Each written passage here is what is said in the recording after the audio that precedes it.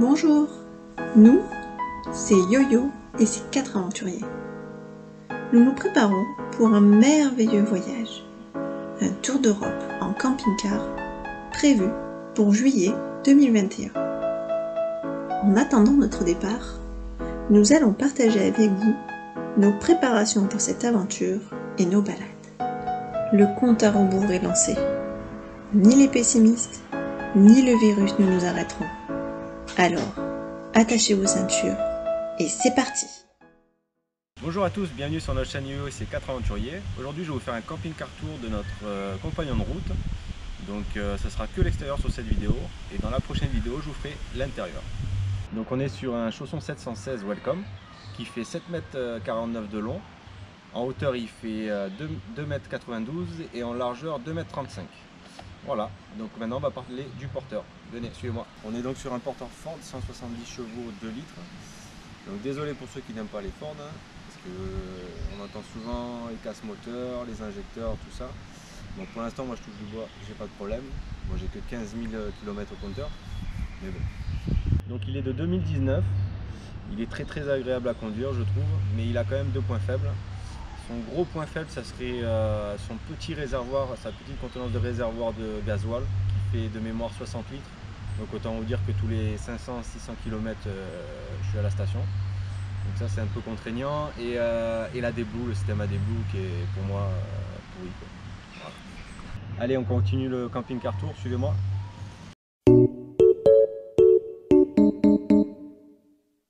Donc ici on a la trappe pour les bouteilles de gaz du coup. Donc, hop.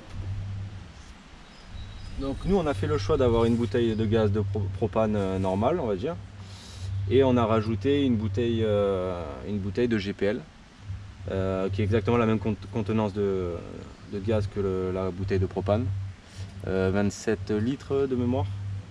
Voilà, avec la baïonnette directement ici, j'ai pas mis de prise extérieure parce que c'était trop contraignant. Et je voulais pas trop percer la structure. Voilà. T'as pas dit qu'elle était en alu? Oui c'est vrai, elle est en alu et du coup elle pèse plus que 6 kg au lieu de 13 kg pour une bouteille en acier. Donc c'est pas trop mal pour le poids. Allez on continue.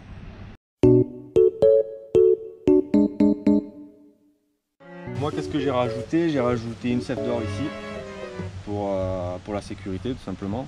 Ça rajoute une serrure. Qu'est-ce que j'ai rajouté? Je ne sais pas si vous voyez sur la vidéo, mais j'ai rajouté des ventilateurs pour l'été quand il fait vraiment chaud, pour sortir l'air chaud de l'intérieur.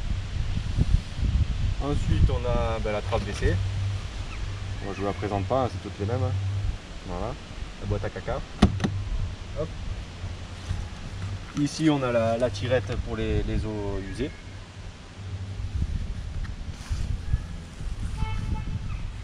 Ensuite on arrive sur la grande soute, c'est ça un peu le point fort de ce camping-car, même si on est vite surchargé par contre du haut poids. Donc on est sur une soute traversante, donc 2 ouvertures. Moi j'ai fait ce système d'étagère ouais, pour pouvoir ranger toutes mes caisses. Donc on a les caisses, bon, la boîte à outils, une boîte pour les vêtements d'hiver, d'été, les boots, les machins, les trucs, tout le bordel quoi. Après j'ai mis des tendeurs comme ça pour tenir les caisses. Ça peut donner des idées à certains. Et pour pas perdre la partie haute des étagères, j'ai rajouté ce filet. Voilà. Bon il est vert mais bon. On s'en fiche. Hein. Voilà. La table. Ensuite, ce qui est pas trop mal je pense. Vous allez voir ça. Hop.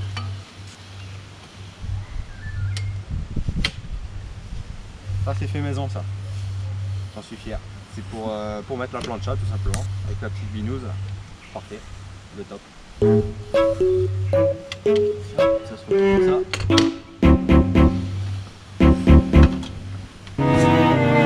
Donc ça c'est tout bête, j'ai mis juste 2 rails on va dire de U ici, de chaque côté, avec de la feutrine au milieu, et une planche, et voilà, une poignée, une charnière avec un morceau de bois pour faire le pied. Rien de bien compliqué. Hop. Ici j'ai rajouté une multiprise parce que la prise est vachement loin en fait dans ce camping-car. Donc comme ça j'ai toujours les prises à dispo. Voilà, vous voyez qu'en haut vous avez encore 2 étagères Il y a du rangement, hein. Mais bon, voilà, comme je vous ai dit, il faut faire gaffe au poids. Ce qui est pas trop mal, c'est que ces étagères, vous pouvez les replier en fait. Comme ça, vous avez la hauteur de la soute. Vous pouvez ranger des skis, une planche de surf, enfin je sais pas combien ça mesure, mais vous pouvez ranger des trucs assez hauts quoi. C'est ça qui est pas trop mal. Après vous retrouvez encore une selle d'or ici. Ensuite, bon, on a le porte-vélo, 3 rails. Je rajoute encore la longueur du coup.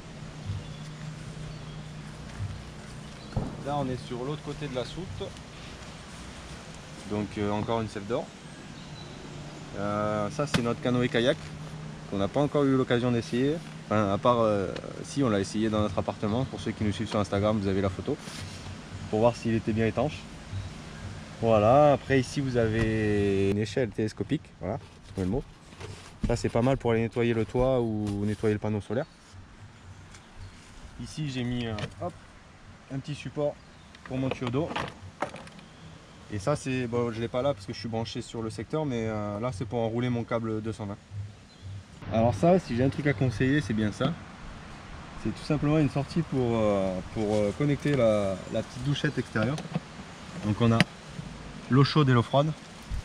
Et ça c'est vraiment bien quand vous sortez de la mer par exemple, pour nettoyer les pieds ou pour prendre une douche à l'extérieur. Voilà, ça c'est tip top. C'est excellent. Hop, vous l'accrochez là, vous lavez, c'est nickel. Et du coup, comme je vous ai dit, vous pouvez régler l'eau chaude et l'eau froide. Ça, c'est à conseiller. Et par contre, je vous conseille de le mettre de l'autre côté. Moi, quand j'ai acheté mon camping-car, les vendeurs m'ont dit ouais, on le met ce côté-là, c'est mieux, comme ça vous n'avez pas d'eau là où vous mangez, tout ça. Mais au final, il aurait été mieux de l'autre côté. Donc je vous conseille, si vous le mettez sur votre camping-car, de le mettre de l'autre côté.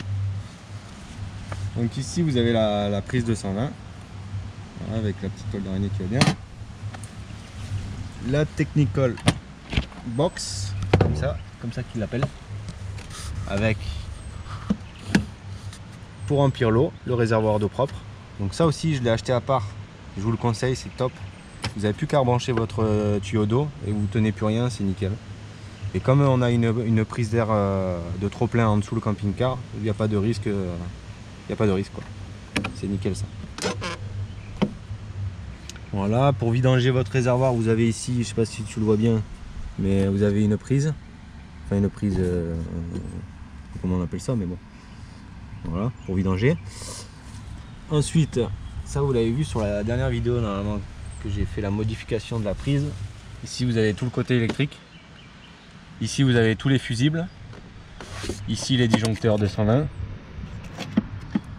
Et ça c'est le chargeur. Ici vous avez la sortie du chauffe-eau.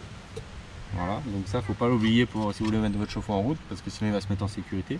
À savoir aussi, parce qu'on s'est fait un peu avoir la première fois, quand vous mettez votre chauffe-eau en route, il faut absolument fermer la baie qu'il y a au-dessus. Il y a une sécurité. Il ne faut pas que les gaz ou l'échappement rentrent dans l'habitacle en fait. Bon, comme j'ai l'échelle télescopique dans la soute, eh ben, c'est l'occasion de vous montrer le toit. Allez, c'est parti, suivez-moi.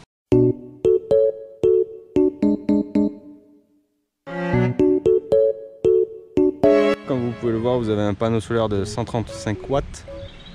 Voilà, avec les bancs, tous les ouvrants. J'ai nettoyé il n'y a pas longtemps, mais bon, il est un peu sale encore. Voilà, ici vous pouvez voir la caméra de recul, qui est pas trop mal. Bon, je préfère faire sortir ma femme quand même. C'est mieux. Bon bah ça y est, le camping-car tour est terminé. J'espère que cette vidéo vous a plu. Et puis si elle vous a plu, mettez un pouce bleu. Ou abonnez-vous, ou venez nous voir sur Instagram pour nous suivre nos aventures et tout ça. Et voilà, clac, clac, clac, clac.